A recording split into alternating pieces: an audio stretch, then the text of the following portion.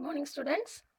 So far we have learned what is scoping, why do we need scoping, what is mapping, and what is LEGB rule in chapter 3 scoping.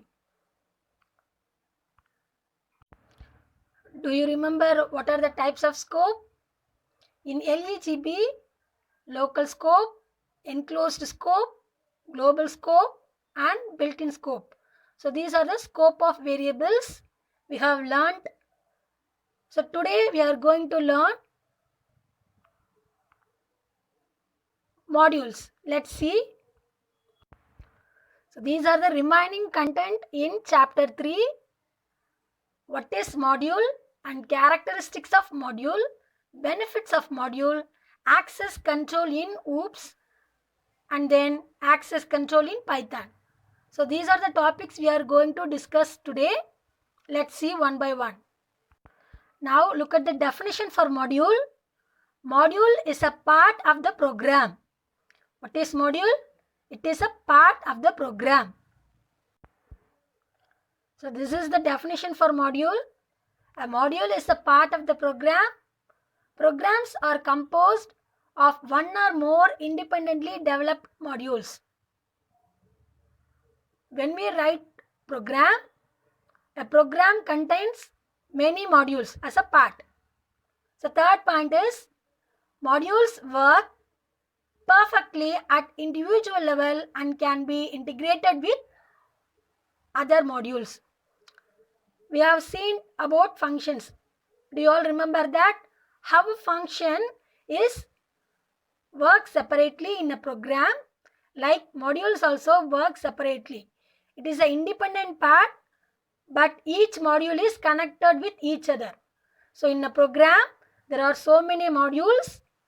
Each module is separate and it is connected with each other. Is it clear? Fourth point.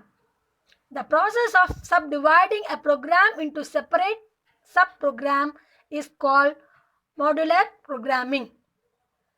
So when we write the program, if we use modules in a program, those programs are called modular programming. It is subdivided into many parts. Last point, examples of modules are procedures, subroutines, and functions. So these are the examples for modules. So module is nothing but, module is a part of a program. It is separate.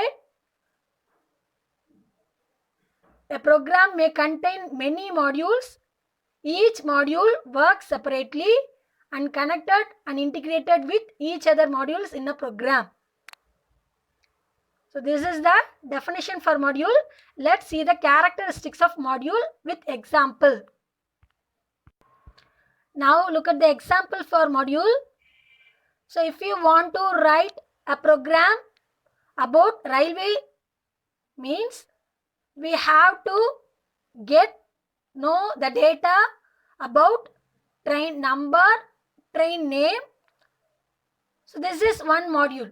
So train number and train name, it's considered as one module. Then we have to find the data about what are the schedule, arrival and departure, when it starts. So these are the schedule. Weekly, daily. So about train traveling time is another module. A third module is what is the price for the ticket, that is fare, seating arrangement. These are considered as a third module. So when we write a program about railway reservation or anything else, we have to analyze what are the data we have to find out to write a program. So if we find out the data, we have to separate into different parts. So those parts are called modules. Already we have learnt in functions. Function is nothing but it's also like modules. How do we use functions in a program? Do you remember? So if we use function in a program, the program code may be very simple and easy to understand. So, modules make the program easy and easy to get understand what are the data we have to require for the program. Let's we see the characteristics of module. Now look at the characteristics of modules.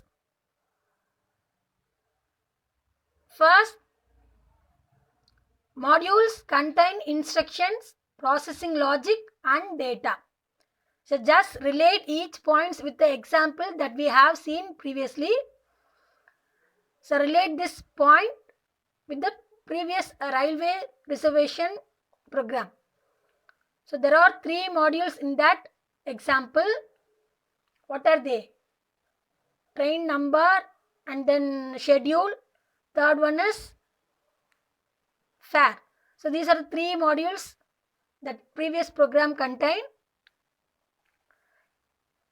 So name, number, these are like data. Data is nothing but variables. So each program need a variable to access. Like that, modules contain data and instructions. Second point, modules can be separately compiled and stored in a library. So there are 3 modules in the previous example. So each module compiled separately. If there is any mistake or any error in a particular module, a compiler shows the error in a particular module. Not a whole, it doesn't affect the whole program. A part of the module alone get affected. Third one, modules can be included in a program. So there are already 3 modules set in the program, railway program. If you want to add one more module in the program, you can include it. That is the meaning of third point. We have the data about train number, schedule time and price of a ticket. If you want to know about cancel the reservation is also, if you want to include it, you maybe make another module for that program. So that is the meaning of third point. Fourth one, module segments can be used by invoking a name and some parameters. So if you want to give a name of a module, you can utilize it. It is like a function we already seen. How do we recognize a function? A function name ends with parenthesis. So like that, module's name also ends with parenthesis. Inside the parenthesis, you may call. What is invoke? Call. So you may call parameters. What is known as parameters? Variables. The data is called variables. You can give variables, that is parameter, inside the parenthesis when we call a module by its name. Is it clear? Fifth point, module segments can be used by other modules. So each module is integrated with each other. We have seen in the definition. So if we use different modules, one module data can be used in the other module. A schedule, if you want to know the schedule, the train number and name also get from that previous module. So these are the characteristics of module. Shall we move to the benefits of modules? Let's see the benefits of using modular programming. What is modular programming? If a program contains modules, those programs are called modular programming. So first one is less code to be written. If you use modules in a program, a code will be short. When we consider the whole program, it is very difficult to understand if we didn't use modules. If you use modules, each part is considered as separate, so we can easily identify it. So less code to be written.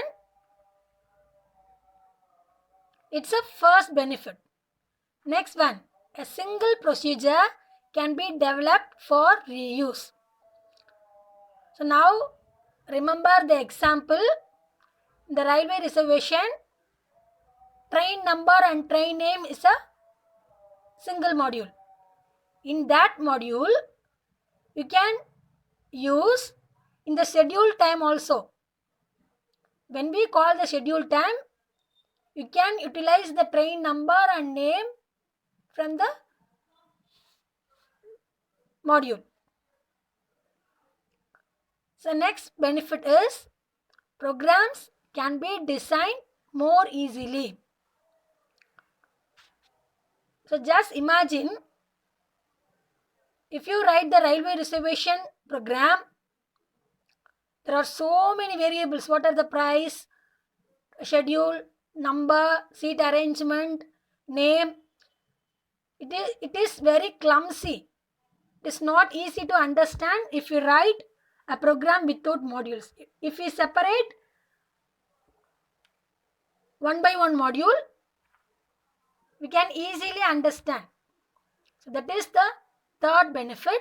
Fourth one is allows many programmers to collaborate on the same application. So when we write a program, we have to separate to each other. So you have to know the schedule time of the railway. You can give another person, you have to know the price for the tickets. So each programmers combine all the data together. They all have each work, so the program can be done quickly. So that is fourth benefit. So remaining next in the next video. So we already know that many programmers may be involved to write a single program. So each one have a separate data. So one person have a train number and name data. Second one can have a schedule time, and third one can have a fare. So each one has modules. So each one separately store the files. If any one is missing, we can collect easily. The code stored across multiple files. Each person have to store their own data. So the code can have multiple storage. We can get easily afterwards. So next benefit is code is short, simple and easy to understand. So each code should be have a separate ideas, so we can easily understand that. And also errors can be easily identified. The program have many parts. If there is any mistake, already we have seen the definition of a module, each part compiles separately. So when a compiler execute the program, if there is any error, it shows a particular part. We can easily change the error in the particular part alone. We don't get confused the whole program. So it is one of the benefit. Next one is same code can be used in many applications. So the train number and train name can be used for all the modules, for scheduling time and fare, seating arrangement. Each module can use the train number and train name. Last one is scoping of variables can be easily controlled. How do we use scoping of variables? If we want to secure your data, we have to give a scope. If we give a global scope, we can use the data anywhere in the program. If we use local scope, we can use the variable in the part alone. So that is the use of scope variable.